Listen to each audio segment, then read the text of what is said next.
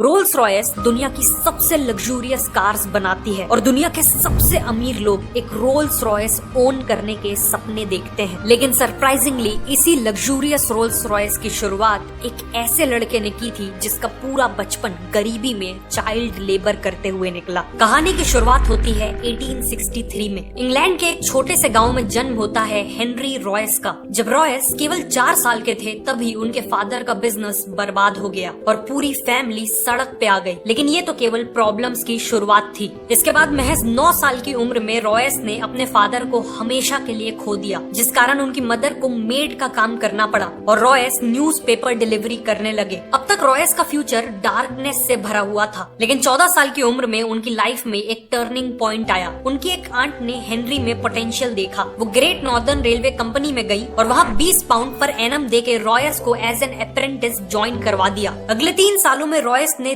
दिन रात एक कर दिए। दर्जनों बुक्स पढ़ के और फैक्ट्री में प्रैक्टिकली काम करके कारपेंट्री, मैथ्स और सबसे इम्पोर्टेंट इलेक्ट्रॉनिक्स का काम सीखा। 17 साल की एज तक वो एक फुली केपेबल मैकेनिक बन चुके थे। 21 साल की एज आते तक वो मैक्सिम वेस्टर्न नाम की कंपनी में एज एन इंजीनियर काम कर रहे थे। लेकिन फाइनेंशियल डिफिकल्टीज के चलते ये कंपनी बंद होने वाली थी। ऐसे में रॉयस के पास कई और कंपनीज में जॉब लेने का ऑप्शन था, लेकिन उन्होंने अपनी खुद की इलेक्ट्रिकल इंजीनियरिंग कंपनी खोलने का फैसला लिया। उन्होंने अपनी 20 पाउंड की सेविंग्स यूज की और मैनचेस्टर में एक छोटे से ऑफिस स्पेस से शुरुआत की FH रॉयस एंड कंपनी की। उन्होंने अपने एक दोस्त अर्नेस्ट क्लेरेमोंट को एज अ पार्टनर भी ज्वाइन करा लिया। इनिशियली सर्वाइव करने के लिए रॉयस को जो भी काम मिला उन्होंने किया, जैसे सुइंग मशीन रिपेयर करना, इलेक्ट्रिकल फिटिंग्स करना वगैरह। लेकिन फिर रॉयस ने देखा कि टाइम के साथ साथ इलेक्ट्रिकल लाइटिंग्स और फिटिंग्स की डिमांड बहुत बढ़ती जा रही है। इसीलिए उन्होंने आर्क लैंप्स, बल्ब होल्डर्स और इलेक्ट्रॉनिक डोर बेल की मैन्युफैक्चरिंग का काम चालू कर दिया और इसी काम ने कंपनी की किस्मत बदल दी। ईयर 1900 तक कंपनी की सेल्स 20,000 पाउंड क्रॉस कर गई थी। 38 की एज में रॉयस की एक फैमिली थी और वो एक बहुत बड़ी फैक्ट्री बिल्ड करने का प्लान कर रहे थे। सब कुछ अच्छा चल रहा था कि तभी कहानी में एक ट्विस्ट आता है। 1901 में जर्मन और अमेरिकन कंपनीज ने ब्रिटिश इलेक्ट्रॉनिक्स मार्केट में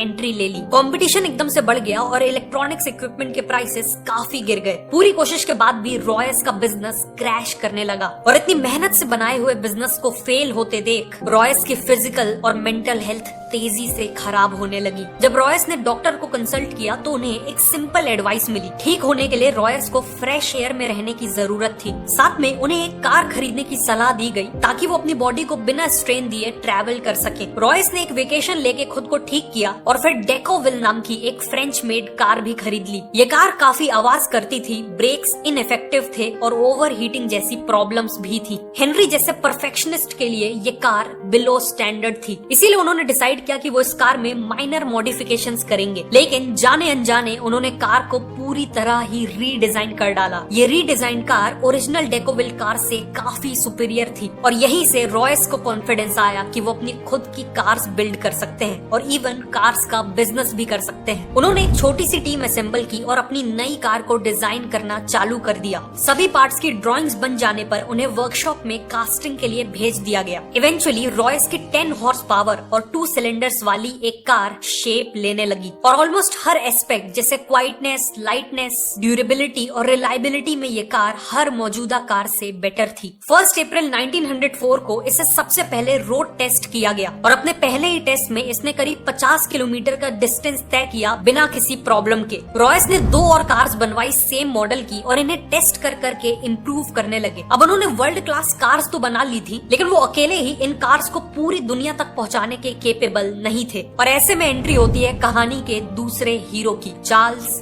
रोल्स। रॉयस एक एग्जीबिशन में अपनी कार्स को प्रेजेंट कर रहे थे और इसी दौरान इन कार्स पे चार्ल्स रोल्स की नजर पड़ी। चार्ल्स रोल्स एक पैशनेट मोटरिस्ट थे और सुपीरियर क्वालिटी की कार्स का सक्सेसफुल बिजनेस करते थे। रोल्स ऑलरेडी एक लग्जरी ब्रिटिश कार मेकर को ढूंढ रहे थे, इसीलिए उन्होंने रॉयस से मुलाकात की और कार्स को क्लोजली देखा। वो रॉयस से इतना इम्प्रेस हुए कि बाद में उन्होंने अपने एक बिजनेस पार्टनर से कहा कि उन्होंने वर्ल्ड के ग्रेटेस्ट इंजीनियर को ढूंढ लिया है। अगले 3 महीनों में इन कार्स को बेचने के लिए चार्ल्स रोल्स और हेनरी रॉयस एक जॉइंट वेंचर स्टार्ट करने का अग्रीमेंट करते हैं और इस जॉइंट वेंचर से बिकने वाली कार्स का नाम होने वाला था रोल्स रॉयस।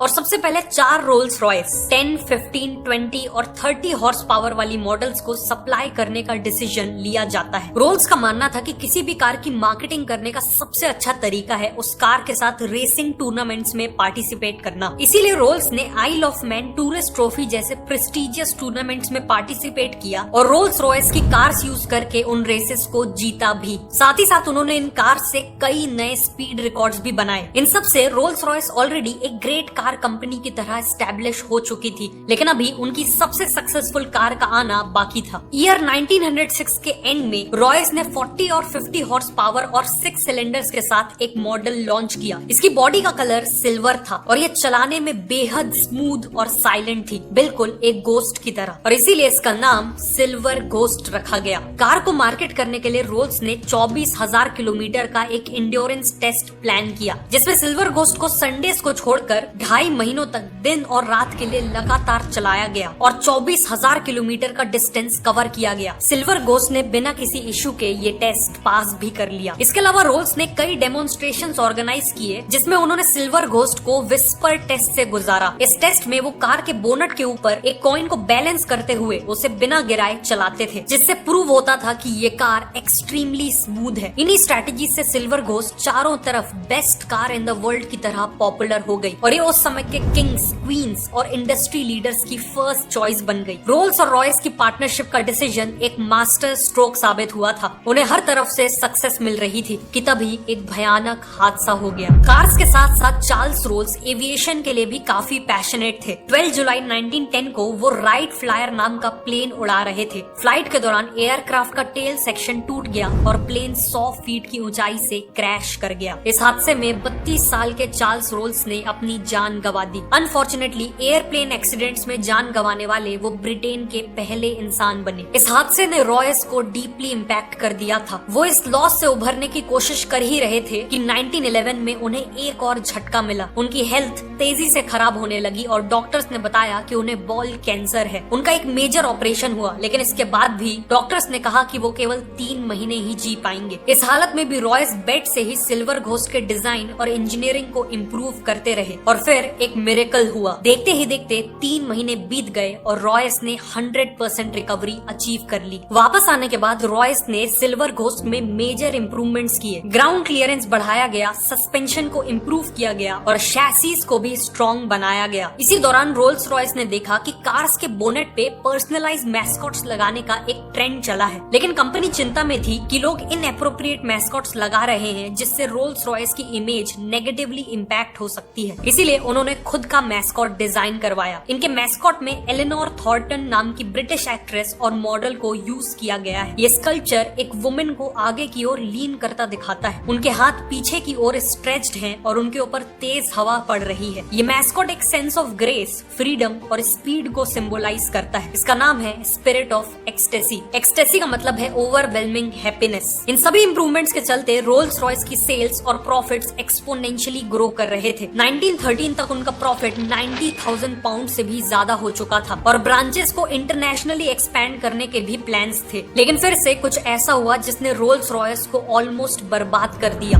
World war 1। 1914 में वर्ल्ड वॉर 1 की शुरुआत हुई, लेकिन रोल्स रॉयस इसके लिए तैयार नहीं थी। वॉर के कारण इकोनॉमी क्रैश हो गई, जिसका इम्पैक्ट सबसे ज्यादा रोल्स रॉयस जैसी लग्जरी कार कंपनीज पे पड़ा। सेल्स क्रैश कर गई और कंपनी को एम्प्लॉयज को फायर करना पड़ा। सभी को लग रहा था कि रोल्स रॉयस वॉर को सरवाइव नहीं कर पाएगी, लेकिन रॉयस के दिमाग में कुछ और ही प्लान्स थे। रॉयस ने मिलिट्री अथॉरिटीज से मीटिंग की, जिसके बाद उन्हें रियलाइज हुआ कि वॉर में रिलायबल और हाई परफॉर्मेंस वाली गाड़ियों की सख्त जरूरत है। इसीलिए रोल्स रॉयस ने सिल्वर घोस्ट को मॉडिफाई करके एक आर्मर्ड कार में बदल दिया। कार की बॉडी में 8 मिलीमीटर मोटा आर्मर लगाया गया। एक रिवॉल्विंग टर्रेट भी लगाया गया जिसमें एक मशीन गन फिट की गई। इस कार को मिडिल ईस्ट के हार्श डेजर्ट रीजन्स में ऑपरेशंस कंडक्ट करने के लिए यूज किया गया। प्लस इनका यूज स्पाइंग मिशंस के लिए भी हुआ। ऑल्सो क्योंकि सिल्वर घोस्ट चलाने में काफी स्मूथ थी, वो किसी वुंडेड सोल्जर को कैरी करने के लिए भी बेस्ट व्हीकल थी। इसीलिए कई सिल्वर घोस्ट को वॉर एम्बुलेंसेस की तरह मॉडिफाई कर दिया गया। इनमें स्ट्रेचर्स, मेडिकल इक्विपमेंट्स और नर्सेस के लिए सफिशिएंट स्पेस बनाई गई और नाइट टाइम मिशंस के लिए इलेक्ट्रिक लाइटिंग्स फिट की गई। इन एम्बुलेंसेस ने हजारों जिंदगियां बचाई। फाइनली अपनी लग्जरी फीचर्स के कारण वॉर के दौरान रोल्स रॉयस कार्स को high ranking officers soldiers, diplomatic missions और किंग मैसेंजर्स के द्वारा भी यूज किया गया। मिलिट्री के साथ क्लोजली काम करते वक्त रोल्स रॉयस को रियलाइज हुआ कि ब्रिटिश एयरफोर्स अपने एयरप्लेन इंजन्स के लिए फ्रेंच कंपनीज पे हेविली डिपेंडेंट थी और गवर्नमेंट डेस्परेटली चाहती थी कि कोई ब्रिटिश कंपनी ही उन्हें इंजन सप्लाई करे। इसी अपॉर्चुनिटी को देखते हुए रोल्स रॉयस ने एरो इंजन मैन्युफैक्चरिंग में एंट्री ले ली। रॉयस ने खुद एरो इंजन डिजाइन सीखा और 1915 में लॉन्च किया अपना पहला इंजन द ईगल। ये इंजन कंपटीशन के मुकाबले ज्यादा रिलायबल, लाइट और फ्यूल एफिशिएंट था। इसीलिए ब्रिटिश एयरफोर्स ने साल के एंड तक 500 ईगल इंजन्स का ऑर्डर दे दिया। लेकिन रॉयस यहाँ नहीं रुके। उन्होंने 1915 एंड में लाइट एयरक्राफ्ट के लिए हॉक इंजन बनाया। 1916 में ईगल का स्मॉलर वर्जन फैल्कन इंजन बनाया और 1918 में लार्ज और लॉन्ग रेंज एयरक्राफ्ट के लिए कॉन्डोर इंजन बनाया। इन इंजन्स के कारण ब्रिटेन को aerial combat, spying missions, anti submarine operations और बॉम्बिंग मिशंस, इन सभी में एक मेजर एडवांटेज मिला और यही उनकी जीत का एक इम्पोर्टेंट कारण बना। रोल्स रॉयस का एरो इंजन मैन्युफैक्चरिंग में एंट्री लेना एक ब्रिलियंट स्टेप साबित हुआ और आज भी हजारों कमर्शियल एयरक्राफ्ट्स और मिलिट्री एयरक्राफ्ट्स में रोल्स रॉयस के ही इंजन्स यूज किए जाते हैं। 1918 में वर्ल्ड वॉर 1 खत्म हो गई और अगले 15 साल रॉयस ने कार्स और एरो इंजन दोनों पे फोकस किया। उन्होंने एक स्मॉलर और चीपर कार लॉन्च की जिसका नाम था 20। अनफॉर्चुनेटली 20 की सेल्स ज्यादा इम्प्रेसिव नहीं थी। 1925 तक लग्जरी कार मार्केट में बेंटली, डेलमर और कैडिलैक जैसी ब्रांड्स के कारण कंपटीशन बहुत बढ़ गया था और रोल्स रॉयस को अपनी पोजीशन मेंटेन करने के लिए एक बोल्ड कार की जरूरत थी। इसीलिए उन्होंने सिल्वर गोस्ट को रिप्लेस करते हुए बेटर परफॉर्मेंस और 4 व्हील ब्रेक्स के साथ लॉन्च की द न्यू फैंटम। फैंटम काफी सक्सेसफुल हुई और इसने वापस से रोल्स रॉयस को लग्जरी कार मार्केट का किंग बना दिया। आगे चल के फैंटम 2 भी लॉन्च की गई जो इक्वली वेल रिसीव्ड थी। 1931 में रोल्स रॉयस ने बेंटली को अक्वायर कर लिया जो बैंकरप्ट होने वाली थी और इसके बाद रॉयस ने डिजाइन की एक और आइकॉनिक कार बेंटली 3.5 लीटर्स, जो रोल्स रॉयस और बेंटली इन 2 ग्रेट ब्रांड्स का एक सक्सेसफुल ब्लेंड था। लेकिन अनफॉर्चुनेटली रॉयस कभी भी इस कार को अपनी आंखों से नहीं देख पाए। 22 अप्रैल 1933 को 70 साल के सर हेनरी रॉयस ने अपनी आखिरी सांसें ली। कार के प्रोडक्शन से कुछ ही महीने पहले सर हेनरी रॉयस की डेथ से लेकर आज तक रोल्स रॉयस ने कई अप्स एंड डाउन्स देखे। एक तरफ फैंटम 3, सिल्वर शैडो और घोस्ट जैसी आइकॉनिक कार्स लॉन्च की तो वहीं दूसरी तरफ 1960s में फाइनेंशियल डिफिकल्टीज का सामना करना पड़ा जिस कारण उनके एविएशन और ऑटोमोबाइल बिजनेस को अलग अलग कर दिया गया और करेंटली रोल्स रॉयस मोटर्स को BMW ओन करती है।